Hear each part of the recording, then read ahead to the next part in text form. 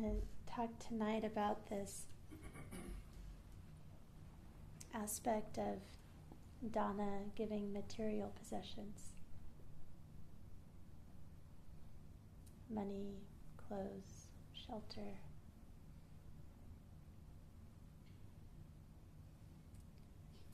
And I wonder if there's any trepidation in the room. Oof. Things in our society. But it's not that kind of discussion.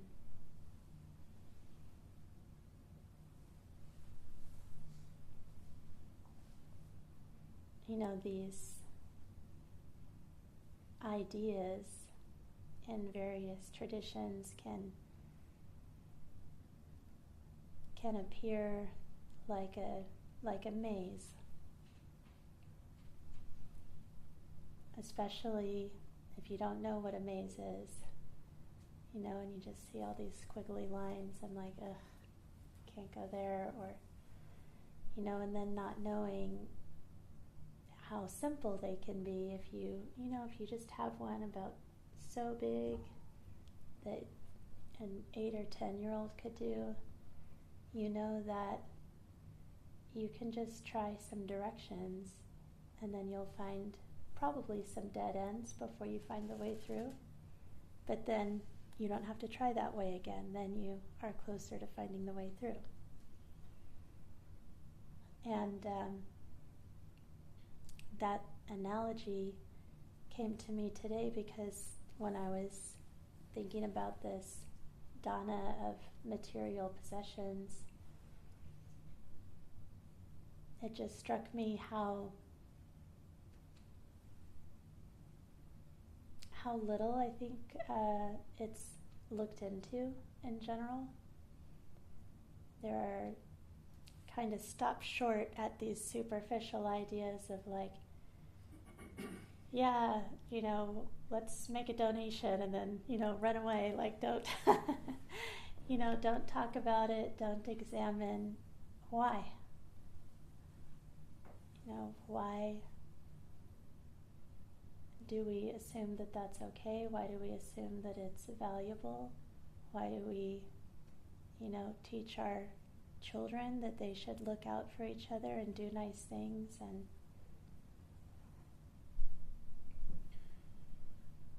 there's so many awful platitudes floating around schools nowadays to try to encourage kids to be nice to each other, which kind of disturbs me. It's one more thing that they have to do when it might come naturally if things like clarity were valued more than trying to force somebody to be good and to do good. I think people naturally resist what's forced upon them.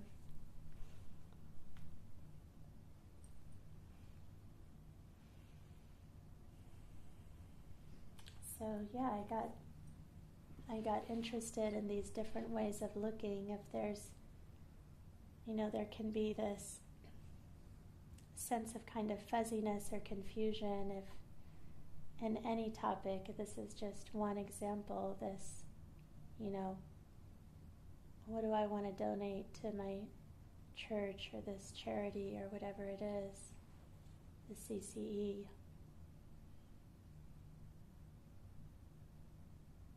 Isn't it funny that there's not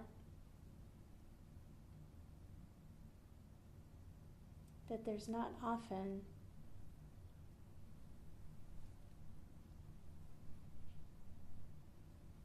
a sense of clarity about where that motivation comes from.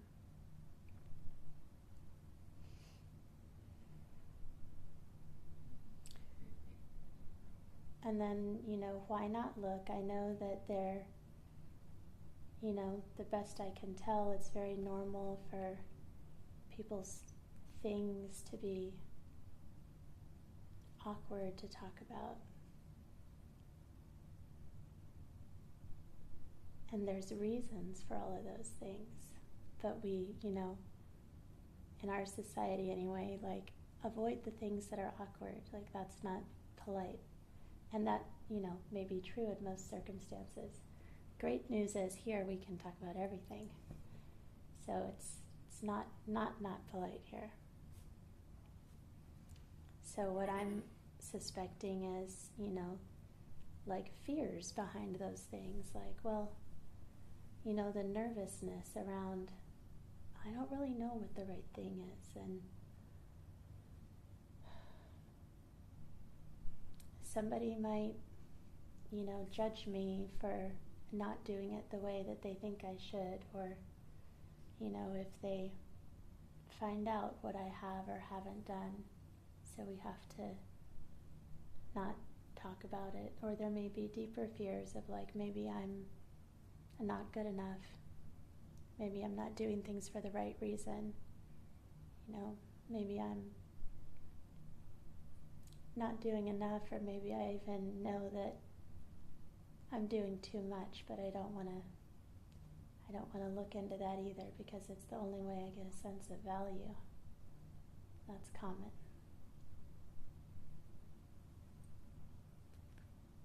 Those are all dead ends. So on the other hand, we're going to spend more time talking about how it might be going on the path that leads all the way through.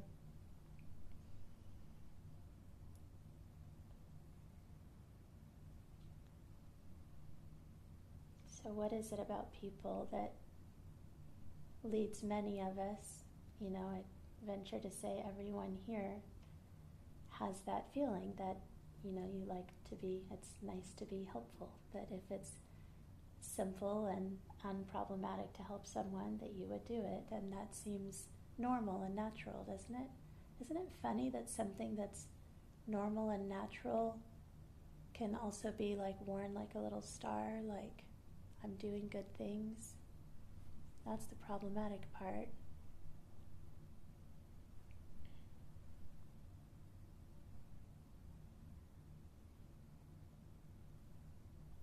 But if we do look at that, why would that be something that we think is so obvious, and so if we spend much time with it, it tends to trouble us when someone doesn't agree, when they're like, nope, I earned everything, everybody else can just go to hell.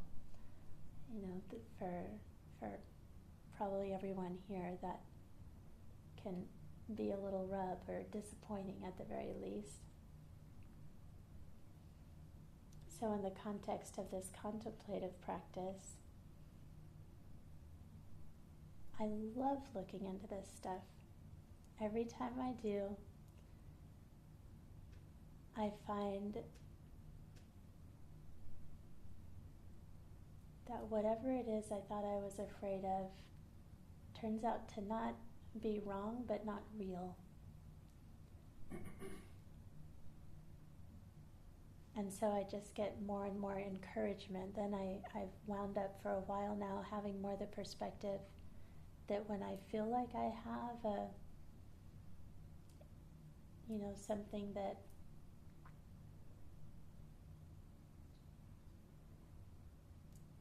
a perspective is making me uncomfortable or whatever, as soon as I realize that, my next thought is like, oh, I must have an incomplete view of this.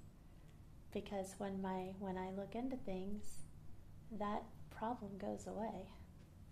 It always does.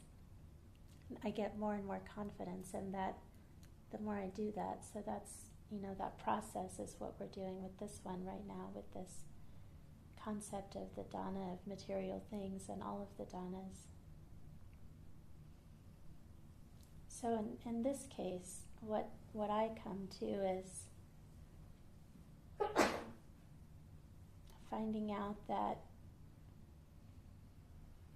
people are not fundamentally bad, but they're also not fundamentally good, but they are fundamentally connected.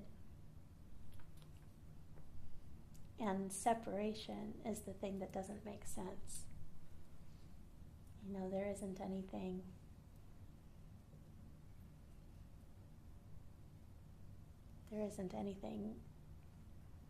that you can look around at and point to in this room or outside or in your lives that's not connected to something else. And that interconnection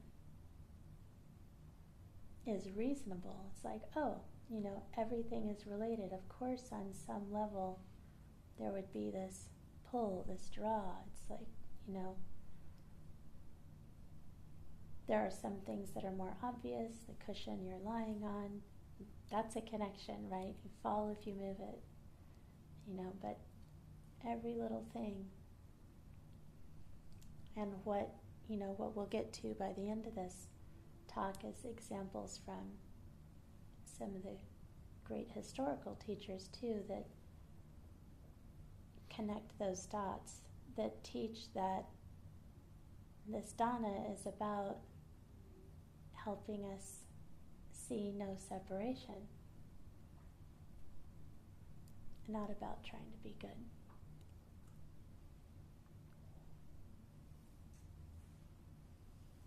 So you've heard the saying, maybe, I don't know if it's how colloquial it is, the road to hell is paved with good intentions.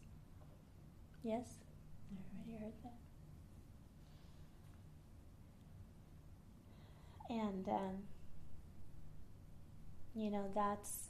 I think that's where a lot of this sense of generosity of material things, why that gets to be, why it is so sticky is, there's this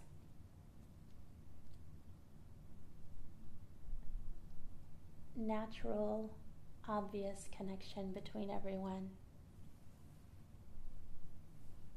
And then all the things we talked about the last couple of nights, the things that cloud what's obvious and natural, and then, get confused about what these good feelings are and what the good thing is to do,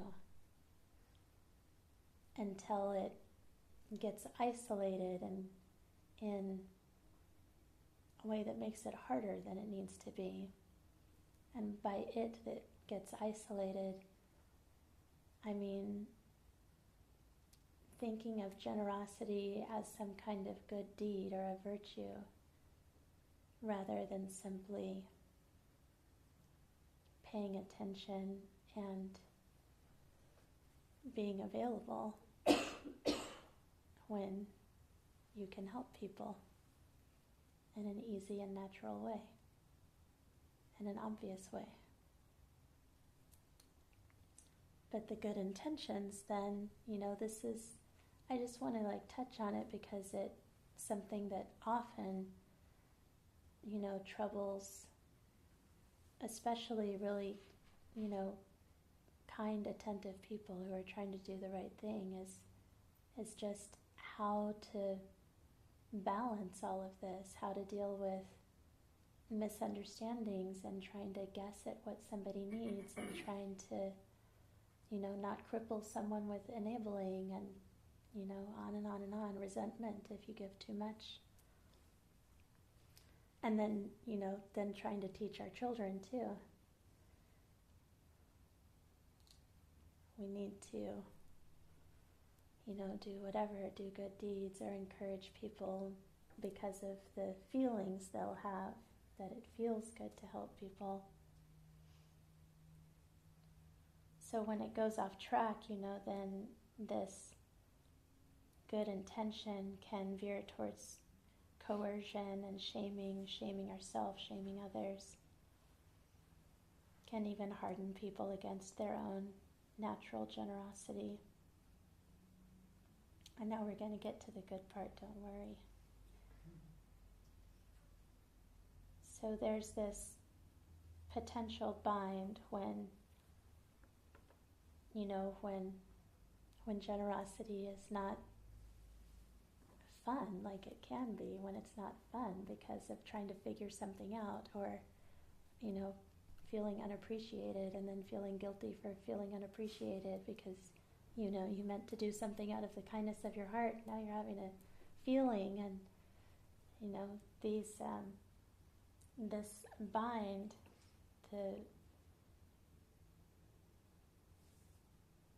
you know, doubting our own motives, doubting the condition. This is where, you know, practice has something really valuable to offer, because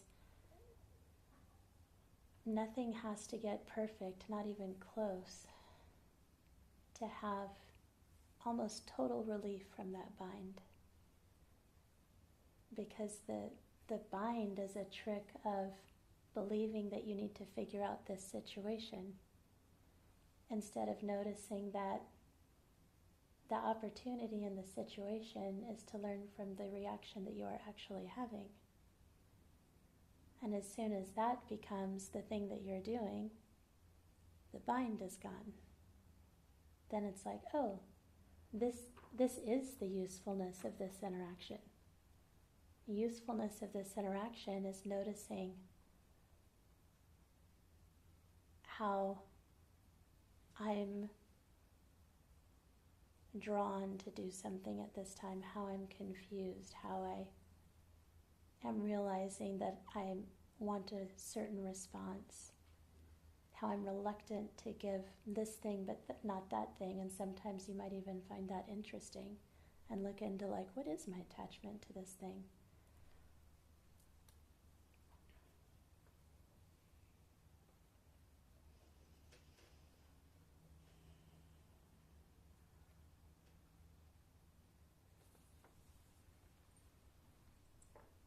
The patterns that you're used to can drop away really quickly when you're, you know, when you just start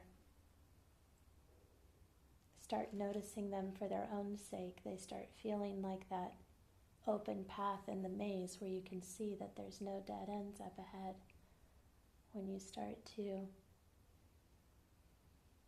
or maybe you've already offered something. I'm sure a lot of you have had this experience too, and you might feel like, that doesn't feel right.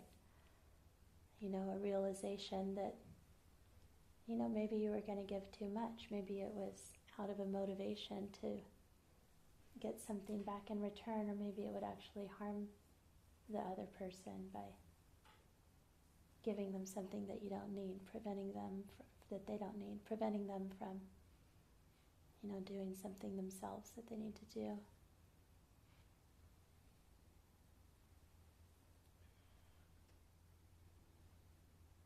So some of the ideas in the spiritual traditions are also bring up that giving tends to reduce the feeling of needing to acquire or cling. And so when I just considered that, like, well, why would that be then? You know, immediately what comes to me is because there is a rewarding feeling. This is the cleaner a gift is, meaning the less there happens to be in a certain circumstance, wanting something in return, you know, needing to know how it all turns out or whatever. The more something is just cleanly given and it all goes well, there's like a moment there where you may not really need anything at all. You know, a feeling that's so rewarding that there's a break. There's just a break that you could call desirelessness from needing anything more.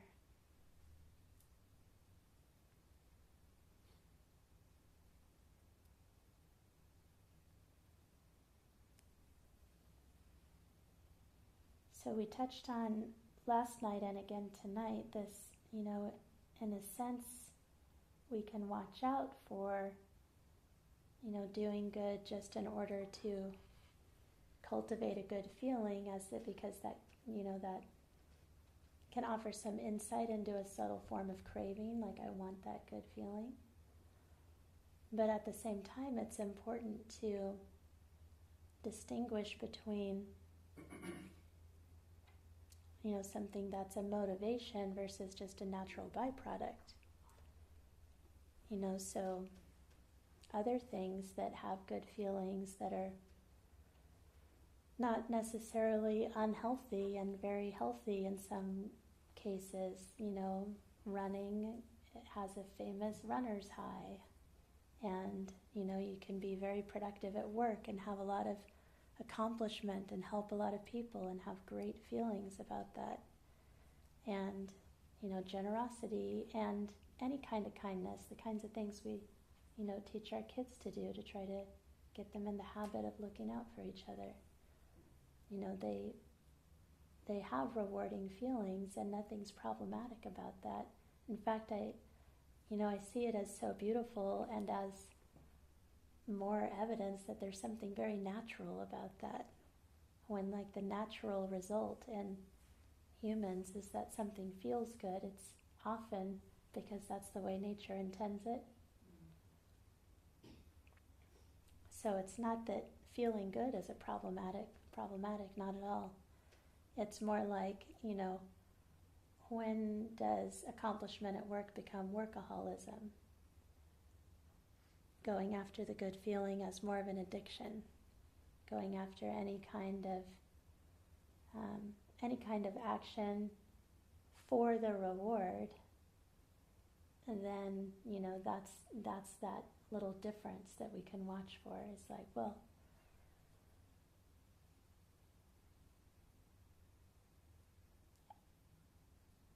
I wouldn't want to not help somebody out just because I might notice that it's like, yeah, I look forward to that good feeling that's going to happen afterwards. It doesn't mean then don't do it.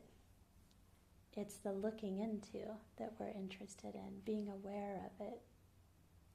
And being aware of it then can be so relaxing. There's so much humility that feels really wonderful in just noticing that it's like, yeah, I'm offering this with not perfectly pure motives,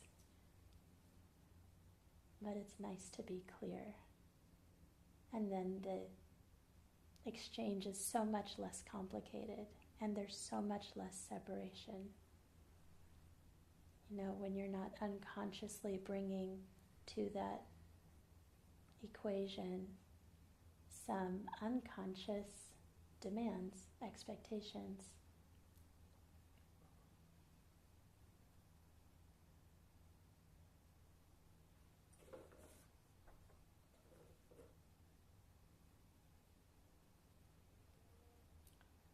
So with these kinds of ideas in mind, you have a great laboratory here. You have this opportunity with a lot of quiet and a lot of structure to notice things, especially especially when you're not seated here in formal practice. So you sit in here and do your own thing quietly. And then a lot of the rest of the time you'll be around each other when you're not sleeping, at meals and moving from room to room, going to yoga. And I would suggest that during all of those times, trying to be, not completely in your own separate practice, but making your practice about paying attention to each other, at least some of the times. Like you could choose sometimes if you want, if it sounds like too much. But at least some of the times, noticing, just intending to notice, not intending to help. Just intending to notice, noticing what people are doing, noticing that somebody's writing, somebody's eating, somebody's about to eat. This makes it dramatically more likely that you'll notice an opportunity when somebody actually needs help. Super interesting, I'm telling you. Because there are some that will be totally obvious. You know, you hit the door at the same time you open the door, you don't have to think about it. You can still think about it afterwards if you want, and just be interested in like, was there like a feeling there? Did I get that good feeling that I get when I help somebody? You know, who was the giver? Who was the receiver? Was there a thing that was given? Was that the door opening? But then other times you'll notice something and you'll have time. You might have a thought come up like, I wonder if I should, or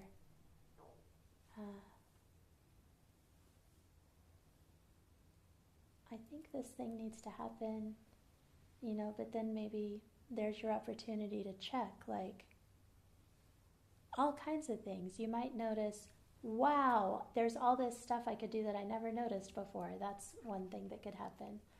Or it could be like, oh, I noticed that I feel kind of sick every time I think about helping. What is that? Am I afraid that I'll do the wrong thing? You know, do I feel self-conscious? Do I feel out of line? It could be so many things. It could be, you know, maybe I just have a habit of protecting myself, and reaching out feels vulnerable, and yet, don't I want to be more connected? So I hope everyone hears that I'm not saying go out and help somebody. It's not second grade. It's see each other and notice the giver, the given, the receiver, what you feel, what comes up in your mind when you act without thinking.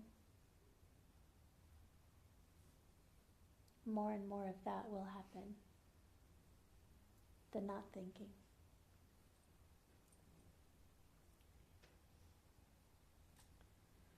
So I mentioned earlier in these talks that Zen in particular tends to take these views kind of like I'm describing things more metaphorical than literal. You know, even when it comes to things like the precepts that many of you have heard of, these, you know, guidelines for ethical behavior and things about bodhisattvas and saving the innumerable sentient beings, the infinite Dharma, and all of these, they see all of that as metaphorical, standing in for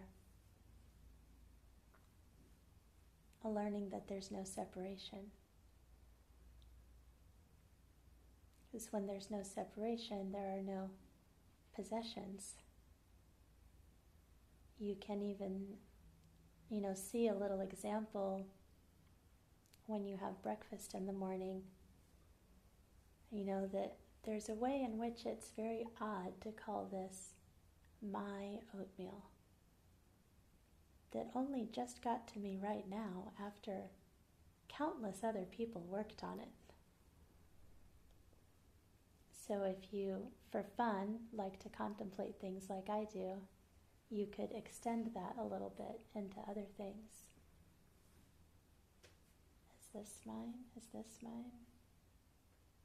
Is this body mine? Are my children mine?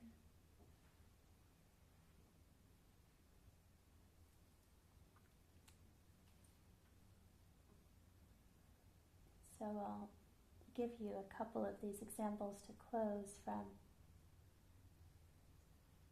a 14th century Zen master and another who's still living, just because I don't want you to take my word for it. So this is from Basui, and I love this. It's just an example of how unliteral they are, how non-literal they are, and I love this contrast too between somebody from so long ago in the 1300s that is just as relevant, says basically the same thing as somebody who's still teaching today. So the way Vasui talks about these, he's talking about some precepts, guidelines for ethical behavior, like not stealing, not lying, not participating in sexual misconduct, not being intoxicated, things like that. Let's see if he doesn't get, oh yeah, he does get to that one, good. So he talks about when you have deluded thoughts, you're damaging the Dharma, destroying it, and that's being a thief.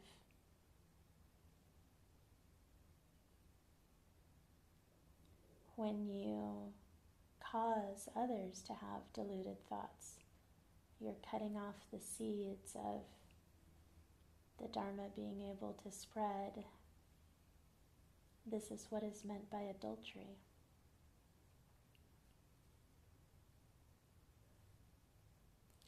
When you're blinded by your own thoughts and forget, I'm pausing because I'm really like changing this into modern language as I go along. When you're blinded by deluded thoughts and you forget that you're not separate, seeing only illusions, calling everything your own, this is what is meant by lying. When you're isolated and you lose sight of your inherent wisdom and become frantic, this is what is meant by being intoxicated.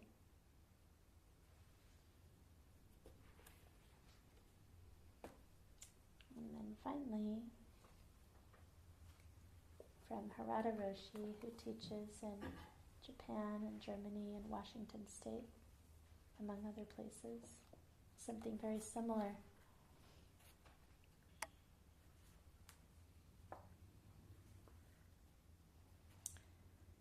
He mentions these same precepts that I just listed. Don't kill, don't steal, don't lie. Don't harm others in your relationships, don't be intoxicated. He said these are all different ways of saying do not put that distance of 108,000 miles between yourself and others. All of these precepts warn against acting in ways that create separation instead of unity. All of these practices serve to eliminate that distance between ourselves and others.